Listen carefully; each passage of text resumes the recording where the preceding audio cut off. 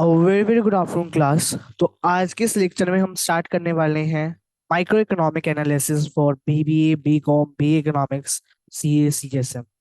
तो चलिए शुरू करते हैं। तो आज मैं आपको पढ़ाने वाला हूँ परफेक्ट कंपटीशन क्या होता है। क्या कहा मैंने, क्या पढ़ाऊंगा मैं आज आपको? Perfect competition market. Before proceeding to the perfect competition market, सबसे पहले हमें ये बताना चाहिए कि मार्केट क्या होती है। तो हमने कहा ये एक फिजिकल प्लेस नहीं होती है। सबसे पहली बात क्या है, फिजिकल प्लेस होती है। अकॉर्डिंग टू यू आप कहोगे सर मार्केट एक प्लेस होता तो है।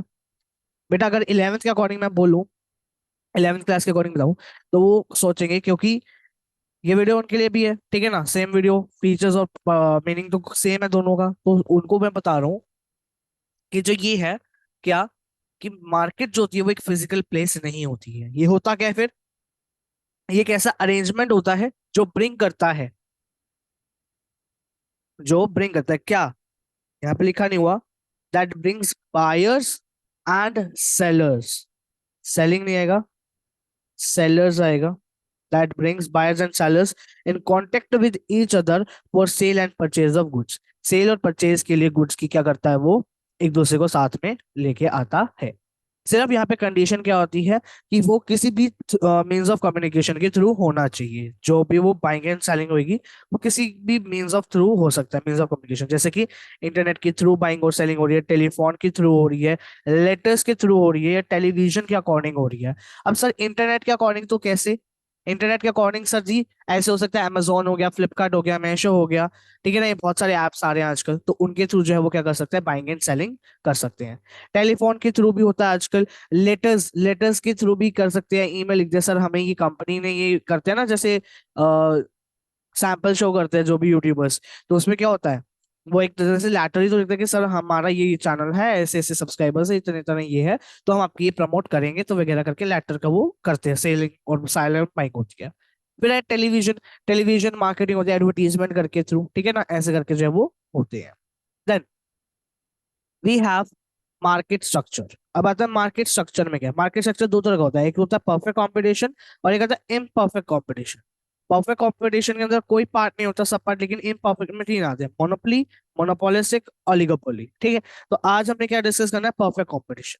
और मार्केट स्ट्रक्चर होता क्या है उसको समझ लो। एक ऐसा नेचर होता है या डिग्री होती है कंपटीशन की, एक मार्केट की, for the goods and the services. Goods और सर्विसेज के लिए कंपटीशन होती है ये, ठीक है ना। एक तरह से नेचर और डिग्री होती है कंपटीशन की, मार्केट स्ट्रक्चर।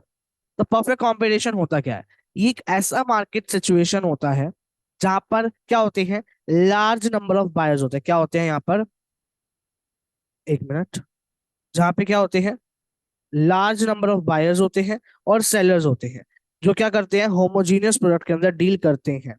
क्या कहा, large number of buyers and sellers selling homogeneous products is known as the perfect competition market. In reality अगर देखें तो परफेक्ट कंपटीशन कभी भी एग्जिस्ट नहीं करती है। बट इसका क्लोजेस्ट एग्जांपल क्या है हमारे पास, एग्रीकल्चर। एग्रीकल्चर गुड्स, जैसे कि यहाँ पे आप देख सकते हैं, जैसे कि आपके आगे है wheat and rice. Wheat and rice क्या हो गया आपके, इसके एग्जाम्पल है एग्रीकल्चर गुड्स के, एग्रीकल्चर मार्केट के, ठीक है ना। अगर हम व्हीट के केस में देखें तो यहाँ पर बहुत सारे न्यूमरस बायर्स और सेलर्स हैं, यानी फार्मर्स हैं, लेकिन एक सिंगल बायर और seller can not significantly affect the market price of the wheat. अब जो ये था ना कि मैं जाके बोलूँ भैया ये प्राइस ले लो, अफेक्ट हो सकता है क्या? सबसे ये प्राइस लो, कर सकते हैं? अफेक्ट नहीं कर सकते। वो उनके ऊपर डिपेंड करेगा ना, जो सेलर्स है ना।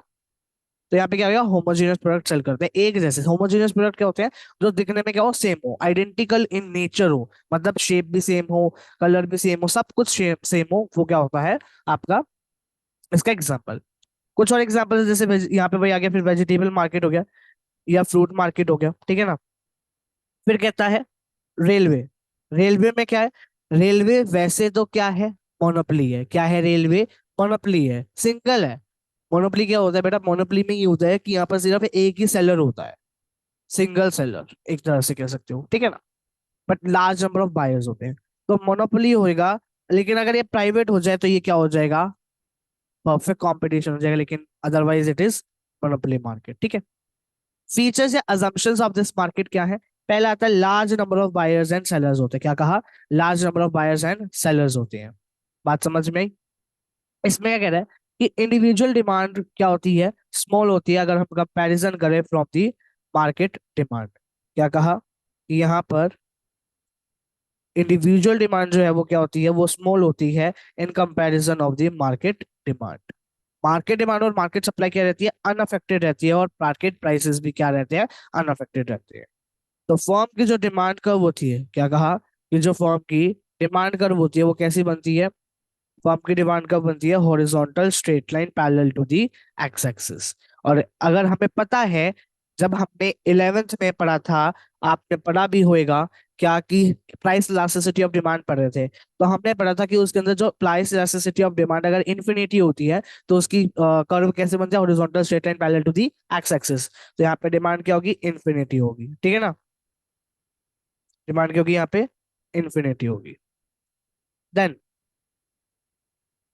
Firm is price taker not a price maker. Firm क्या होती है, प्राइस टेकर होते हैं, प्राइस मेकर होते हैं। प्राइस मेकर कौन होता है, इंडस्ट्री होती है प्राइस मेकर। कौन होते हैं, इंडस्ट्री प्राइस मेकर होती है। अब प्राइस मेकर होता क्या है, प्राइस मेकर होता क्या है भैया, फर्म प्राइस मेकर है वगैरह, ये तो चलो समझ आ रहा है, लेकिन क्यों क्यों क्यों होती है वो, प्राइस मेकर होता क्या है, एक ऐसी फर्म जिसके पास कोई ऑप्शन नहीं होता है, बट उसको सेल करना पड़ता है एक प्राइस के अकॉर्डिंग। अगर मार्केट में डिटरमाइन हो रहा है, इंडस्ट्री के थ्रू प्राइस डिटरमाइन होएगा, मान लो वो 40 रुपये निकाला गया, कितना निकाला गया, 40, तो वो 40 पे ही बेचेगी firm. Firm is price, price maker नहीं होती फर्म, वो प्राइस टेकर होती है। तो प्राइस मेकर कौन होता है, इंडस्ट्री। इंडस्ट्री प्राइस डिसाइड करेगा और फर्म उसको रेगुलेट करेगी, ठीक है ना। तो यहाँ पे आप डायग्राम देख सकते हैं प्राइस मेकर और प्राइस टेकर का। यहाँ पे इंडस्ट्री थी, उसने मार्केट फोर्सेस के थ्रू क्या किया, डिमांड और सप्लाई को देखा, वहां से इक्विलिब्रियम लेवल निकाला, और यहाँ पे प्राइस आ गया। इसको आगे एक्सटेंड करते गए करते गए करते गए दूसरी फर्म के लिए, जो फर्म प्राइस टेकर थी, तो वहां से उसको प्राइस पता चल गया क्या था, और उसके अकॉर्डिंग जो उसकी डिमांड आई, ठीक है। ये था price maker, price maker. Second आता है हमारे पास होमोजीनियस प्रोडक्ट। होमोजीनियस प्रोडक्ट मैंने आपको पहले बता दिया, फर्म जो वो सेल करती है होमोजीनियस प्रोडक्ट्स। हर एक यूनिट जो होती है वो क्या होती है, आइडेंटिकल होती है in shape, size, colour, weight. 0 degree होती है प्रोडक्ट डिफरेंशिएशन की, प्रोडक्ट को डिफरेंशिएट किया ही नहीं जा सकता है। क्लोन आते हैं ना, जैसे आपके, जैसे एप्पल के एयरपोर्ट्स हो गए, वो क्लोन आ जाते हैं, तो वो उसका एग्जाम्पल ये हो सकता है होमोजेनियस प्रोडक्ट्स का, ठीक है ना। 0 degree of product differentiation. 0 degree of market control, market control में भी कोई कंट्रोल नहीं रहता मार्केट के ऊपर, और प्राइस के ऊपर तो बिल्कुल भी नहीं रहता है, यूनिफॉर्म प्राइस जो है वो प्रिवेल कर। और फिर दूसरा आता है नो एडवर्टीजमेंट कॉस्ट और सेलिंग इज देयर। कोई भी एडवर्टीजमेंट कॉस्ट नहीं होती, ना ही कोई सेलिंग कॉस्ट होती है, ठीक है। Perfect knowledge of price. Perfect knowledge of price में क्या कहता है, कि बायर और सेलर के पास क्या होता है, परफेक्ट नॉलेज होती है प्राइस की, क्योंकि प्रोड्यूसर जो है प्राइस को चेंज कभी भी नहीं कर सकता। फ्रीडम होती है एंट्री और एग्जिट की। शॉर्ट पीरियड में कोई फर्म एग्जिट, एंटर और एग्जिट नहीं कर सकती, लेकिन लॉन्ग पीरियड के अंदर क्या कर सकते हैं, न्यू फर्म्स एंटर कर सकती है और ओल्ड फर्म एग्जिट कर सकती है। शॉर्ट रन में कुछ नहीं होता है, और लॉन्ग रन में कर सकते हैं दोनों की दोनों, ठीक है। इसकी इंप्लीकेशंस क्या आती हैं, शॉर्ट रन के अंदर क्या होता है कि यहाँ पर 3 तरह के प्रॉफिट्स होते हैं। क्या होते हैं, 3 तरह के प्रॉफिट्स होते हैं, normal profit, super normal profit और लॉसेस, ठीक है। लेकिन लॉन्ग रन के अंदर सिर्फ सुपर नॉर्मल प्रॉफिट होते हैं। तो यहाँ पे नॉर्मल प्रॉफिट कब होता है, जब A R is equal to A C होता है। क्या कहा, जब A R is equal to A C होता है। इसका मतलब क्या, A R is equal to A C का, A R is equal to A C का मतलब ये है कि जहाँ पे average revenue is equal to average cost होता है। भैया आपने रिवेन्यू और कॉस्ट का चैप्टर पढ़ा है, तभी आप ये वाला चैप्टर पे आए हो ना। तो एवरेज रिवेन्यू क्या होता है, एवरेज कॉस्ट के इक्वल होते हैं। तो हमने क्या कहा कि ये इसकी क्या होगी, एक पहली इंप्लीकेशन। दूसरा, सुपर नॉर्मल प्रॉफिट कब होता है और लॉसेस कब होते हैं। सुपर नॉर्मल प्रॉफिट कब होते हैं, जब एवरेज रिवेन्यू क्या हो, ज्यादा हो एवरेज कॉस्ट से।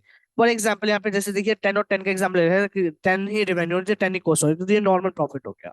यहाँ पे 12 थी और यहाँ पे 10 थी, तो यहाँ पे भी क्या हो गया, सुपर नॉर्मल प्रॉफिट हो गया, क्योंकि यहाँ पे रेवेन्यू क्या है, ज्यादा है देन दी कॉस्ट।